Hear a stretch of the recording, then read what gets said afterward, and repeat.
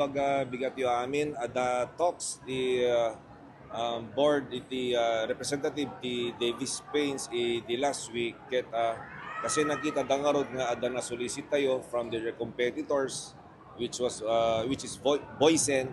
So nainganyo damit nga agi-donate so nakasalitak suda so they will be donating paints amounting to 4 to 5 million apo. The paint will be distributed kasi dati ang labor pintante dito plaza kenti suggestion ko kadakwada so amin nga barangay hall make kan iti pinta apo so digit agreement and no danto pe sobra kitain anapay di pangipintaan apo. Colors down ti mga ibaga which is syempre base color tayo is white pailaeng off white kaka jay apong additional colors ket awan pay na pag-agreean mi. Awan bayadan tayo, it will be renewable within 3 years. Nga tiket na sawi, nag-donate da every 3 years apo. So nakapinpindas launay dito.